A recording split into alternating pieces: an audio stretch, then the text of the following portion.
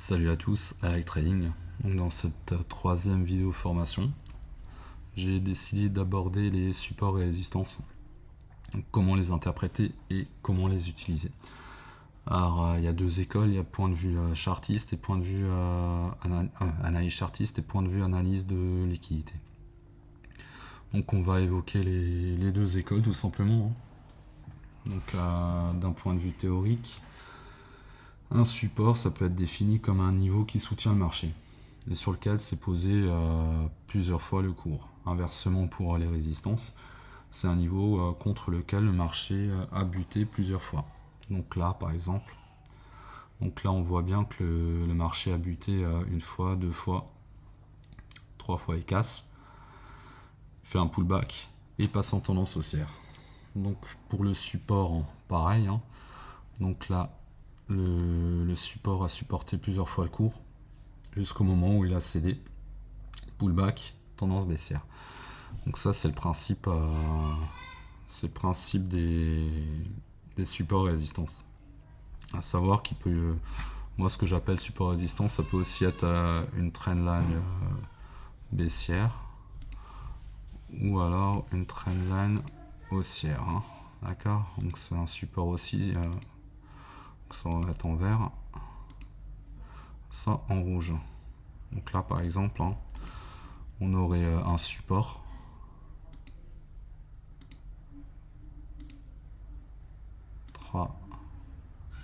ça pète, pullback et ça part. Et donc pareil pour la résistance, donc ça fait son job de résistance, hein.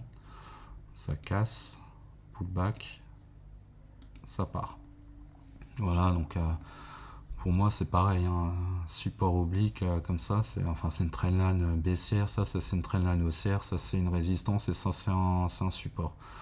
Mais ça fait aussi office de résistance et là pareil ça fait office de support. Pour moi c'est la même chose.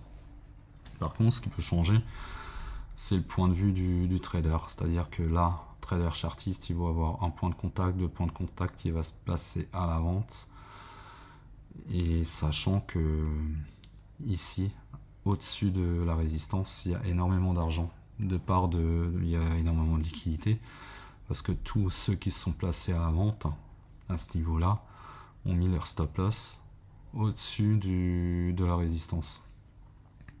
Inversement pour le support, tous les acheteurs qui ont lancé leur achat ici ou ici, leur stop loss il se trouve où? Bah forcément il se trouve en dessous, hein, ou un peu plus bas quoi. Mais il se trouve en dessous le support. C'est logique. Et c'est comme ça que ça marche. Et c'est comme ça que les institutions vont chercher l'argent facilement sur les marchés. Donc là pareil, hein, c'est exactement la même chose, hein. Donc on peut aller voir ça sur les graphiques. Il y a des supports résistance, trendline haussière et baissière, il y en a tout le temps, il y en a partout.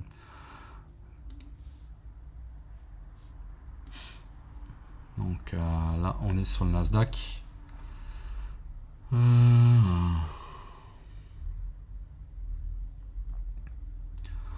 là tout ce qui est entouré là, c'est des points pertinents justement sur les supports et résistances. On va commencer au début.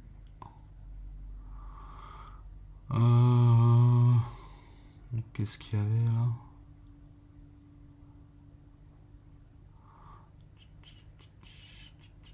C'est pas super pertinent ça. Ouais, si à la limite là il y en a une.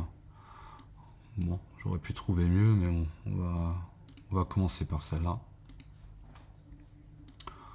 Non, c'est pas ce que je voulais faire. Bon, voilà. Là, trendline haussière.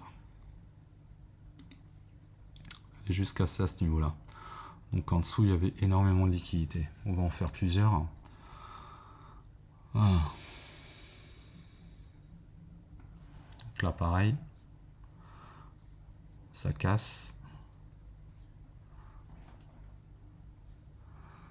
Là,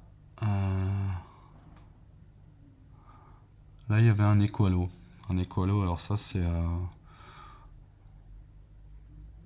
Là, je vais vous montrer, c'est ça.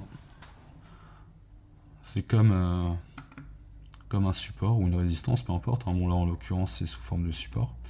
C'est 2 points de touche exactement au même niveau.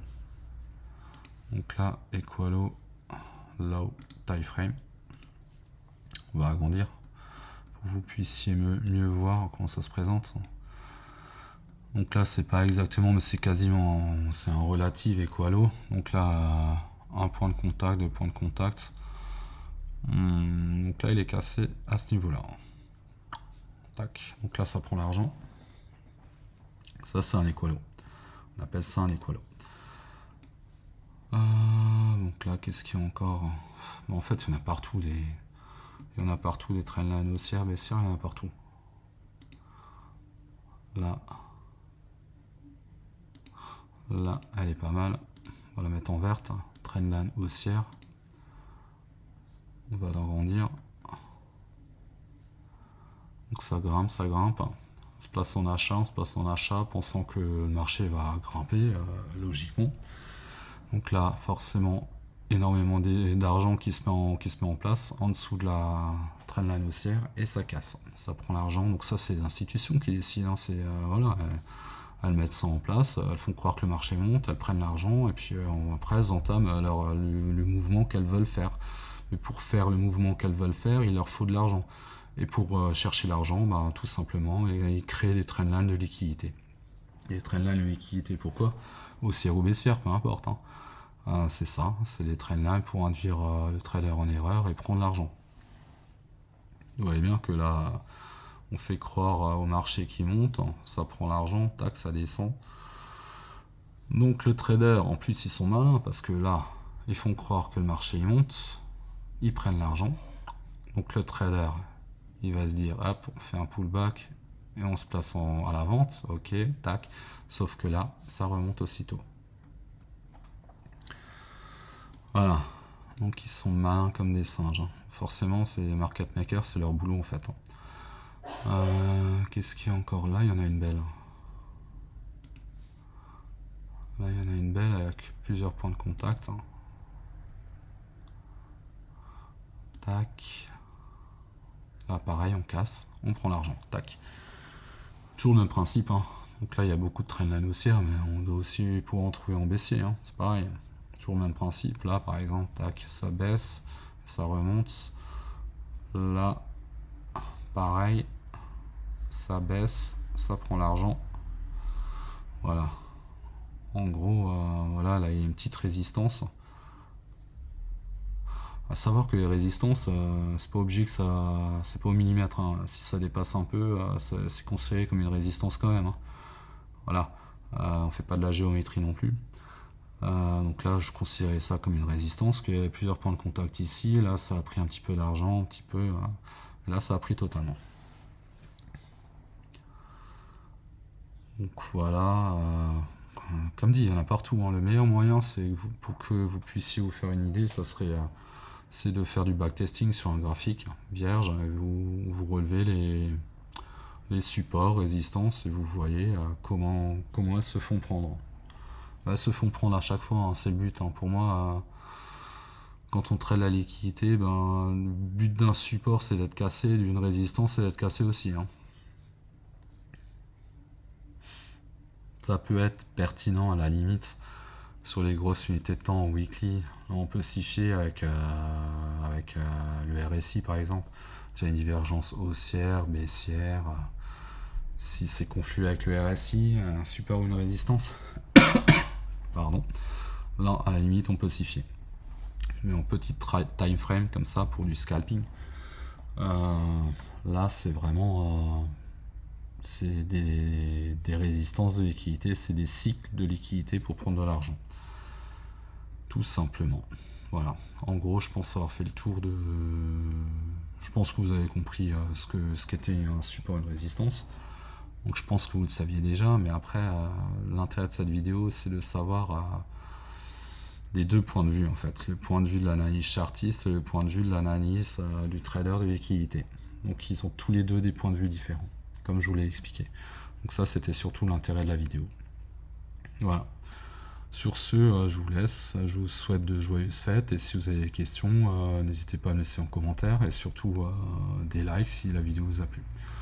Voilà, bonne fête, joyeux Noël et bonne année.